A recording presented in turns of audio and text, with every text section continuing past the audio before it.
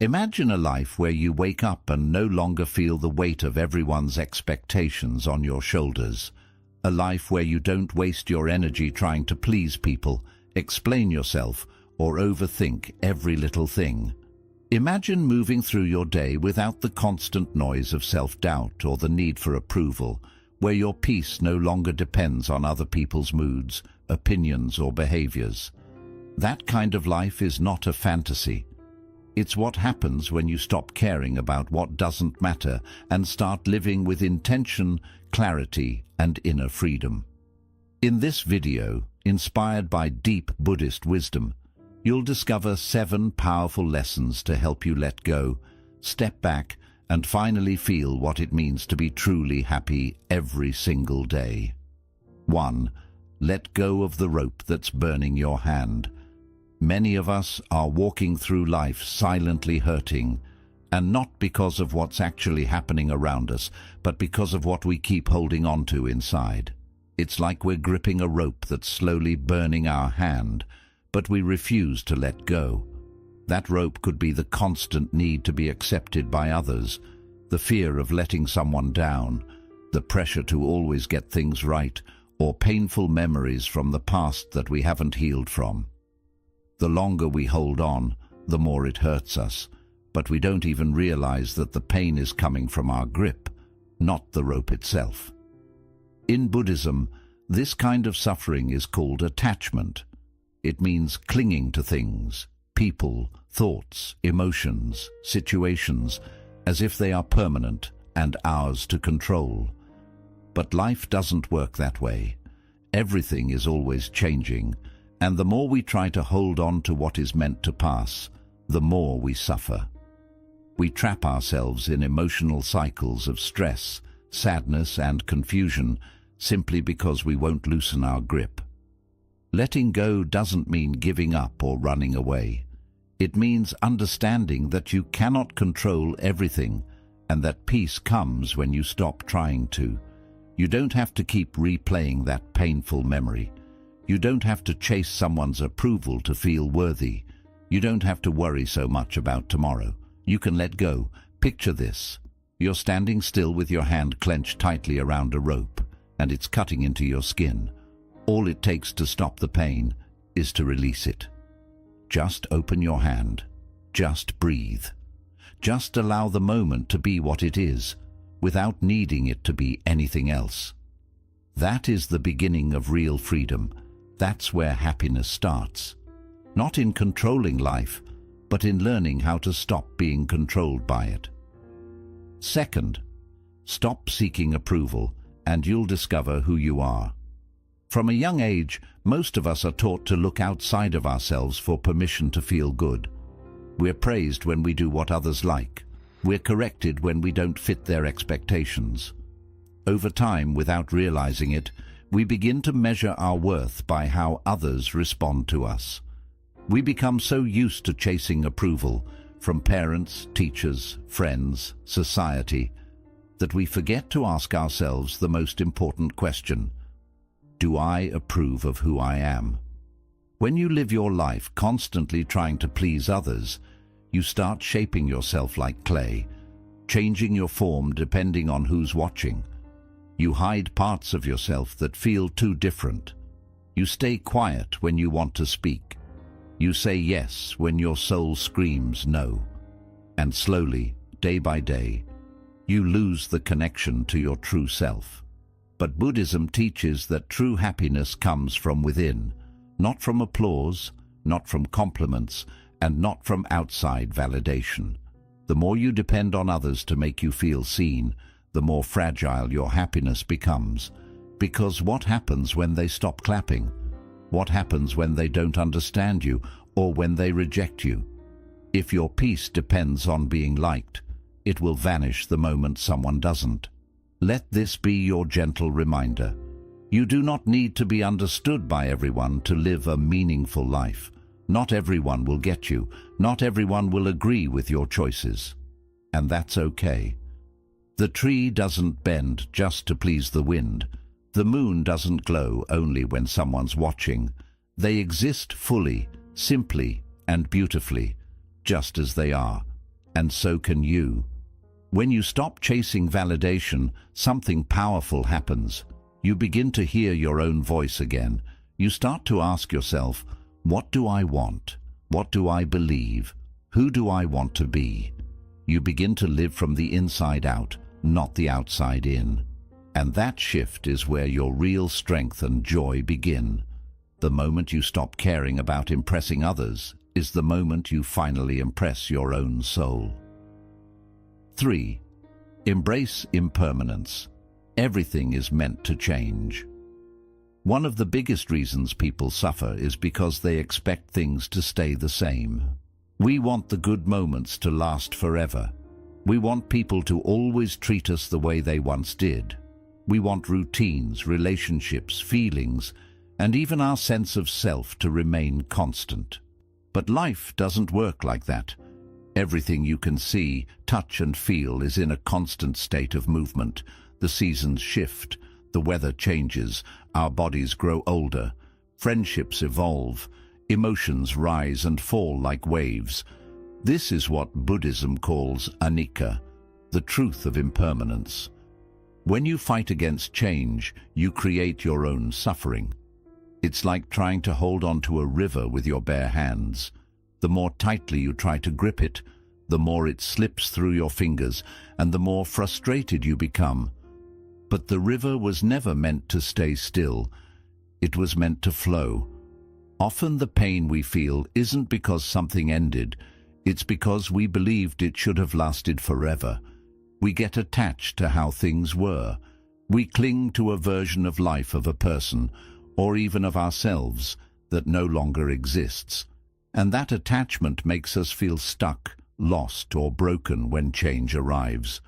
But Buddhism invites us to see impermanence not as a threat, but as a gift. Because if nothing ever changed, there would be no growth, no healing, no second chances, no new beginnings. Imagine being stuck in a bad moment forever. Change is what saves us. It's what allows wounds to close, hearts to open, and wisdom to blossom. When you embrace impermanence, you begin to live differently. You appreciate people more deeply because you know they won't be around forever. You value the present moment because you understand it won't come again.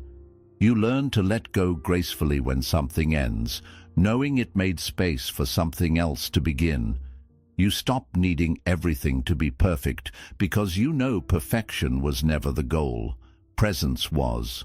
So if something in your life is changing right now, try not to resist it. Try not to cling to what was. Instead, gently remind yourself that nothing is meant to stay the same. Not joy, not sorrow, not even you. Breathe through it. Flow with it. Trust that just as the sun sets, it always rises again. And in that acceptance, you'll discover a kind of happiness that isn't shaken by the changing winds of life. From the moment we open our eyes each morning, the world begins to speak, sometimes softly, sometimes with overwhelming volume. The moment you pick up your phone, scroll through social media, check messages or glance at headlines, you are flooded with noise. Opinions telling you how to live, ads convincing you what you lack, comparisons quietly whispering that who you are is not enough. And without even realizing it, your sense of peace becomes tangled in a web of expectations, distractions, and emotional overstimulation. This external noise, when absorbed daily, doesn't just cloud your mind. It begins to blur your identity, drown your intuition, and pull you away from the calm center within you. Buddhism teaches us the value of mindful detachment, a spiritual discipline that doesn't mean running away from life, but rather learning how to not get pulled under by it. It's about recognizing when the noise around you is becoming the noise inside you. It's about understanding that your mind, like a lake, becomes muddy when constantly disturbed, and only in stillness can it reflect clarity again. In ancient monasteries, monks would spend hours in silence, not because they had nothing to say, but because they wanted to hear something deeper. They knew that beyond the surface chatter of the mind, there is a deeper knowing, a still, clear awareness that lives within each of us. But you don't need to be in a monastery to find that silence. You just need to pause, step away, breathe. In your daily life, this might look like taking a few quiet minutes before checking your phone, sitting under a tree and simply listening to the wind, going for a walk without headphones, allowing your thoughts to slow and your senses to awaken. It could mean choosing not to argue, not to scroll, not to react. It's in these simple moments of detachment that you begin to feel grounded again. You begin to remember who you are beneath the noise. Detachment also means not being overly reactive. Not every comment needs your response. Not every opinion deserves your energy. Not every notification is urgent. You can allow life to unfold around you without becoming emotionally entangled in every ripple. You become the still center in the middle of the storm, calm, aware, untouched. This is what Buddhism calls equanimity, a steady heart in a shaky world. And the more you cultivate it, the less power the outside world has over your inner world. You no longer feel the constant need to prove yourself, compete, or be everywhere at once. You stop measuring your value through likes, followers, or social approval. You begin to feel a quiet joy in being fully present, in doing less but feeling more, in saying less but meaning more, in simply being instead of always performing. So if you feel lost, overwhelmed, or disconnected from yourself, it may be because the world's noise has grown louder than your own voice. And that's okay. The beautiful thing is that your center is always there, patiently waiting. You don't need to create it. You only need to return to it. And each time you do, you step into a deeper kind of happiness, one that doesn't come from the outside world, but rises gently from within. 5. You are not your thoughts. Don't believe everything the mind says. One of the most liberating truths Buddhism teaches is this: your thoughts are not who you are. They are not permanent. They are not facts. And most importantly, they are not always telling the truth. Yet most of us live our lives believing every thought that passes through our minds, as if each one is a command, a reflection of reality, or a judgment worth holding on to. We forget that the mind is like a radio. It constantly plays, but we don't have to listen to every station. Imagine your thoughts as clouds drifting across the sky. Some are light and pleasant. Others are dark and heavy. Some make you feel inspired. Others drag you into fear, shame, or self-doubt. But no matter how intense they seem, clouds are not the sky, and thoughts are not your identity. They come and go, but the sky, the pure, quiet awareness beneath them, remains untouched. That sky is your true self. Buddhism encourages us to observe our thoughts, not become entangled in them. When you hear your mind say, "I'm not good enough," you don't have to argue or believe it. You can simply notice it. Ah, there is that thought again. Just like hearing a bird sing or a car pass by, you can observe the thought without needing to hold on to it. You begin to treat the mind like a visitor rather than a ruler. It speaks, but it no longer controls how you feel. The problem is, most of us are never taught how to relate to our thoughts in this way. We confuse thinking with truth. If your mind says you're a failure, you might believe it. If it says they don't like you, you might shrink or become anxious. But the mind is not always working in your best interest. Often, it repeats fears from the past, echoes of others' criticism, or beliefs you adopted without questioning. That voice of judgment in your head, it was often planted there by someone else long ago, and just because it's loud doesn't mean it's right. Learning to observe your thoughts without getting attached is one of the most powerful spiritual skills you can build. It doesn't mean you have to silence your mind completely. That's not possible. It means creating space. It means understanding that you have thoughts, but you are not your thoughts. You are the awareness that notices them come and go. With time, this awareness becomes like a calm lake, reflecting whatever appears, but not holding on to any of it. Whether a stone of fear is thrown in or a leaf of joy touches its surface, the lake remains unchanged at its core. When you grasp this, you start to notice a deep shift in your emotional life. Anxiety no longer drags you down because you see it as just a passing wave, not the entire ocean. Self-doubt no longer paralyzes you because you recognize it as a habit of the mind, not a fixed truth. Anger moves through you more quickly because you stop fueling it with your attention. And in the space between your thoughts and your reaction, you discover your freedom. So the next time your mind offers you something painful, pause. Take a breath. Ask yourself, is this thought helping me or hurting me? And if it's hurting you, gently let it go. Don't argue with it. Don't fight it. Just don't follow it. Instead, return to the stillness beneath the noise. The more you practice this, the more you'll see that happiness doesn't come from controlling your thoughts. It comes from knowing that you are not trapped by them. You are their witness, and that is your power. Many people spend their whole lives chasing happiness, as if it's a distant treasure waiting at the end of some perfect moment. They believe happiness will come once everything is fixed, once they have more money, once their body changes, once someone loves them the right way, or once all their problems disappear. But this way of thinking keeps you stuck in an endless cycle of waiting for someday, waiting for permission, waiting for peace to finally appear.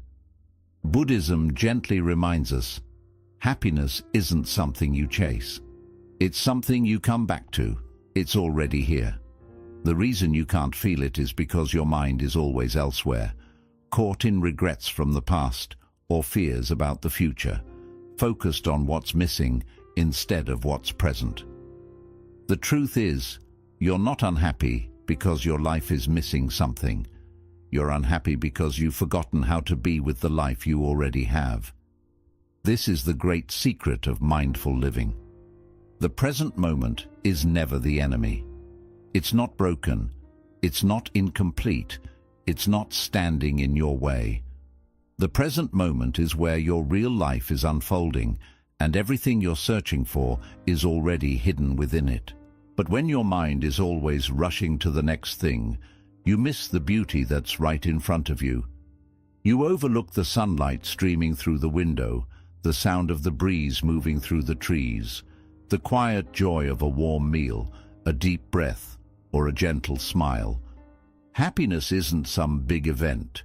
It's not something you unlock by achieving more. It's not waiting for you in a future where everything is perfect. In fact, the more you chase happiness, the more restless you become. Because the moment you get what you thought would bring you joy, your mind moves the finish line. You start craving something else, something more, something better, and the chase never ends. But stillness, presence, and acceptance, that's where happiness patiently waits. Buddhism teaches us to slow down, to breathe, and to simply be. Not to fix, control, or perfect, but to notice, to appreciate, and to fully engage with whatever is happening right now. Even in difficulty, even in pain, there is a quiet sacredness in the present moment if we are willing to meet it without resistance. This doesn't mean pretending everything is okay. It means understanding that peace doesn't come from changing the moment, but from changing how we relate to it. Try this. Wherever you are right now, take a slow breath. Feel your body resting where it is. Notice the space around you. Feel the air on your skin, the temperature, the quiet between sounds. Let yourself fully arrive in this moment, without needing it to be anything other than what it is. This is your life. This is where happiness lives, not in what you wish it could be, but in what it already is, if you're willing to see it. And the more you practice presence, the more you realize that peace isn't rare. It's not something you have to earn after years of effort. It's available in every moment you choose to slow down and actually live your life instead of rushing through it. So stop waiting for the next big thing to save you. Stop believing that joy is always somewhere else. Let go of the chase. Sit down. Breathe. Come back to this moment. It's enough. You are enough. And within that gentle awareness, happiness quietly unfolds, not as a prize, but as your natural state, softly remembered. 7. Compassion over control. Free yourself by freeing others. There's a quiet but exhausting struggle that many people live with every day, the need to control. The need to control how others think, how they treat us, how life unfolds, how things end, how emotions stay contained, how everything goes according to plan.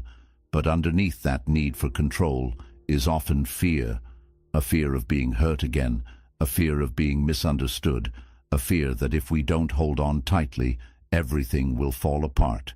So we cling to people, to outcomes, to timelines, and without realizing it, we chain ourselves to suffering. Buddhism offers us a different way, a gentler, wiser, more compassionate way. It teaches us that peace doesn't come from forcing the world to match our desires, but from loosening our grip on the need for it to do so. When you choose compassion over control, you set yourself free, because control is built on tension, while compassion is rooted in love. Control tries to push and force reality. Compassion learns to accept it. Control demands certainty. Compassion finds peace in understanding, even when nothing is certain. Think about how much energy we waste trying to fix what we cannot fix, trying to change people who aren't ready to change, trying to force closure where only silence exists, trying to rewrite the past through regret. And yet, the harder we push, the more frustrated we become. Why? Because we're pushing against life itself. But what if you stopped? What if, instead of tightening your grip, you softened it? What if you allowed people to be who they are, even if it hurts sometimes? What if you forgave, not because someone apologized, but because you no longer wanted to carry that pain inside you? What if you let go of the idea that everyone has to understand you, agree with you, or walk the same path? You would feel lighter, more at peace, not because the world changed, but because you did. Compassion is not weakness. It's not giving up. It's the deep inner strength to love and let go at the same time, to say, I see who you are, and I release the need to control your journey. It's offering kindness even when someone doesn't meet your expectations. It's letting go of resentment because your heart is too valuable to hold bitterness. It's choosing to wish someone well, even if they've hurt you, because your peace matters more than revenge or validation. And this same compassion must also turn inward. Stop trying to control your healing. Stop forcing yourself to get over it when you're still hurting. Stop judging yourself for not being where you thought you'd be by now. You are growing moment by moment.